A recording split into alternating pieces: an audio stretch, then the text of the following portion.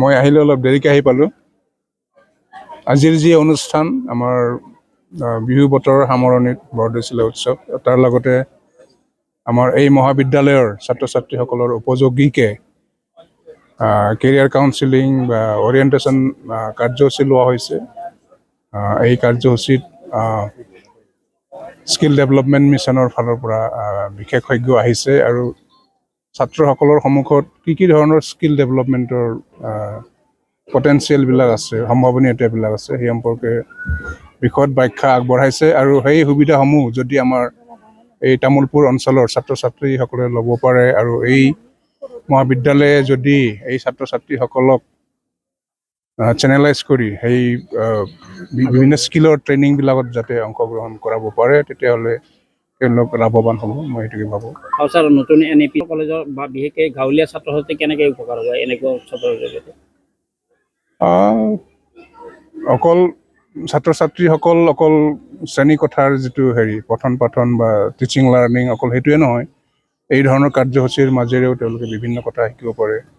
বিভিন্ন ধৰণৰ সাংস্কৃতিক অনুষ্ঠানত তেওঁলোকে অংশগ্ৰহণ কৰি নিজৰ যি প্ৰতিভা বিকাশ কৰিব পাৰে। ক্ৰীড়াৰ মাজেৰে বা খেলা ধূলাৰ লগতে সেই নৃত্য গীত বা বিভিন্ন সাংস্কৃতিক ক্ষেত্ৰখনতো তেওঁলোকে অৰিহণা যোগাব পাৰে। অৰ্থনীতিটো কৈছে বিভিন্ন ধৰণৰ স্কিল ছাত্ৰসকলে কি ধৰণে আয়ত্ব কৰিব লাগে। তাৰ মাজতে এইবিলাকো আছে আমাৰ যিবিলাক কাৰিকুলাৰ এক্টিভিটি, তাতো তেওঁবিলাক পাৰ্গত হ'ব লাগিব। পঢ়া শুনাতে নহয় অকল, তাৰ লগতে বিভিন্ন ধৰণৰ স্কিল তেওঁবিলাকে যদি আয়ত্ব কৰিব পাৰে, তেওঁবিলাকে অতি হায়াৰ এডুকেশ্যনেল নগৈ জাষ্ট হায়াৰ ছেকেণ্ডেৰী পাছ কৰি বা চিম্পল ডিগ্ৰী পাছ কৰিয়ে বিভিন্ন কামত তেওঁবিলাকে নিয়োজিত হ'ব পাৰে বা স্বনিয়োজন পাব পাৰে। এতিয়া পৰীক্ষা আৰু মাৰ্কশ্বিট, আপুনি অভিজ্ঞ এগৰাকী শিক্ষাগুৰু, কি ক'ব নতুন প্ৰজন্ম? পৰীক্ষাৰ মাৰ্কশ্বিটেদিতো আজিকালি একো নহয়। আজিকালিতো MA পাছ কৰাৰ পিছতো আকৌ নেট পাছ কৰিব লাগে, কিবা পাছ কৰিব লাগে। এতিয়া মই অকল BA MA দি নহয়, এতিয়া আকৌ B.Ed পঢ়িব লাগে, আকৌ টেট পাছ কৰিব লাগে। গতিকে অকল চাৰ্টিফিকেটেদি নহয়, চাৰ্টিফিকেটৰ লগতে আমাৰ কি পাৰদৰ্শিতা আছে, আমি প্ৰেক্টিকেলি আমি জানো নে নাই, পাৰোঁ নে নাই, কৰি দেখুৱাব পাৰোঁ নাই, এইটোৰ ওপৰত আজিকালি বেছি গুৰুত্ব দিয়া হয়। ছাত্ৰ ছাত্ৰী কি ক'ব? নতুন ছাত্ৰ ছাত্ৰী কি ক'ব? মই তেতিয়াও কৈছোঁ, নতুন ছাত্ৰ ছাত্ৰীসকলৰ কাৰণেতো এতিয়া বহুত প্ৰত্যাহ্বান। আগতে যিটো প্ৰতিযোগিতা আছিলে, তাতকৈ প্ৰতিযোগিতা আজিকালি বেছি হৈছে। ছিট পাবলৈ টান, ছিট পোৱাৰ পিছত পাছ কৰি উঠাৰ পিছত চাকৰি পাবলৈ টান। গতিকে তাৰ মাজতেই যিহেতু চাকৰি পাবলৈ টান, সংস্থাপন পাবলৈ টান, গতিকে আমি বিভিন্ন ধৰণে আমি স্বনিয়োজনৰ ৰাস্তা, বিভিন্ন ধৰণৰ ৰাস্তা ছাত্ৰ ছাত্ৰীসকলে বিচাৰি উলিয়াব লাগে। আৰু সেইবাবে সেই স্কিল ডেভেলপমেণ্টৰ যিখিনি অপৰচুনিটি, সেইখিনি তেওঁলোকে গ্ৰহণ কৰিব লাগে। আজি আমাৰ তামোলপুৰ ডিগ্ৰী কলেজত যি বৰদৈচিলা মহোৎসৱৰ সংগতি ৰাখি আমি কেয়াৰ কাউন্সিলিং বা অৰিয়েণ্টেশ্যন প্ৰগ্ৰাম লোৱা হৈছে।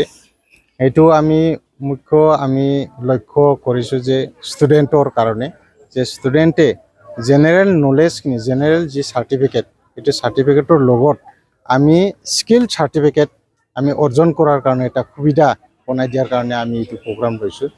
আজিকালি অকল গ্ৰেজুৱেট কৰিলে গ্ৰেজুৱেট চাৰ্টিফিকেটক হেল্প কৰাৰ কাৰণে আমাক কিছুমান স্কিল চাৰ্টিফিকেটৰ প্ৰয়োজন হয়, তেতিয়াহে নিজে সংস্থাপন পোৱাৰ এটা যোগ্য হয়। ইয়াৰ কাৰণে আমি এইটো অনুভৱ কৰিছোঁ যে আমাৰ ছাত্ৰ ছাত্ৰীসকলক প্ৰথমৰ পৰাই, এতিয়া নতুনকৈ এডমিশ্যন হ'ব, গতিকে প্ৰথমৰ পৰাই আমি যাতে তেখেতসকলক বা ছাত্ৰ ছাত্ৰীসকলক অলপমান ইয়াৰ প্ৰতি মানে কেৰিয়াৰ কাউন্সিলিঙৰ প্ৰতি অলপমান এৱাৰনেছটো আনাৰ কাৰণে চেষ্টা কৰিছোঁ। আৰু আমি বিভিন্ন সংস্থাৰ লগত আমি জড়িত কৰি থাকোঁ। গতিকে তেখেতসকলে আমাৰ ইয়াতে যি কেৰিয়াৰ কাউন্সিলিং বা এনেকুৱা মানে স্কিল ডেভেলপমেণ্ট, এইবিলাক কাম আমাৰ কলেজৰ জৰিয়তে কৰি থাকে। গতিকে মই ভাবোঁ আমাৰ ষ্টুডেণ্টবিলাকে যোনে আমাৰ কলেজত এডমিশ্যন ল'ব, আমি বহুত আশাবাদী আমাৰ কলেজত বহুত ষ্টুডেণ্টে এডমিশ্যন ল'ব। কাৰণ আমি ষ্টুডেণ্টৰ সুবিধাৰ কাৰণে আমি যিখিনি প্ৰয়োজন, এইখিনি প্ৰয়োজন আমি ইতিমধ্যে প্ৰিপেয়াৰ কৰিছোঁ। আমাৰ ইয়াতে যিখিনি প্ৰভিঞ্চিয়েলাইজ কলেজত যিখিনি সুবিধা আছে, এইখিনি সুবিধা আমি ইয়াতে দিয়াৰ কাৰণে আমি চেষ্টা কৰিছোঁ। আৰু মই ভাবোঁ যে সকলো যিখিনি ষ্টুডেণ্টে আমাৰ কলেজক চইচ কৰিব বা আমাৰ কলেজত এডমিশ্যন ল'ব, ষ্টুডেণ্টবিলাকে কোনো অসুবিধাৰ সন্মুখীন নহ'ব। মই এইখিনি মই ক'ম। আৰু আমাৰ যি বৰদৈচিলা যি উৎসৱ, এই উৎসৱটো আমি যোৱা বছৰৰ পৰা পাতিছোঁ। আৰু এইটো মূল উদ্দেশ্যটো হ'ল আমাৰ যি মানে ট্ৰেডিশ্যনেল যি ফেষ্টিভেল বা ডেন্স বা ছং, এইবিলাকো আমাৰ ষ্টুডেণ্টৰ মাজত যি প্ৰতিভা আছে এইটো বিকাশ কৰাৰ কাৰণে আমি এইটো চেষ্টা কৰিছোঁ। কাৰণ বিহু বুলি ক'লে আমি বিহু এনেই নাচে বা এনেই কিবাত যায়, কিন্তু বিহুৰ কি বস্তু এইটোতে এজন ব্যক্তিৰ কাৰণে এটা স্কিল হ'ব পাৰে, ডেন্সটো এটা স্কিল হ'ব পাৰে বা ছংটো এটা স্কিল হ'ব পাৰে। এইখিনিও ইয়াতে এটা মেছেজটো ষ্টুডেণ্টবিলাকে জানিব আৰু এৱাৰনেছ পাব। মই ভাবিছোঁ এতিয়া নতুন যিমান HS পাছ কৰিছে, HS পাছ কৰা ষ্টুডেণ্টবিলাকক আমি ৱেলকাম জনাইছোঁ আমাৰ কলেজত লগি, যাতে তেখেতসকলে আমাৰ কলেজত নামভৰ্তি কৰে আৰু আমাৰ যিখিনি সুবিধাটো গ্ৰহণ কৰে, ইয়াৰ কাৰণে মই অনুৰোধ জনাইছোঁ।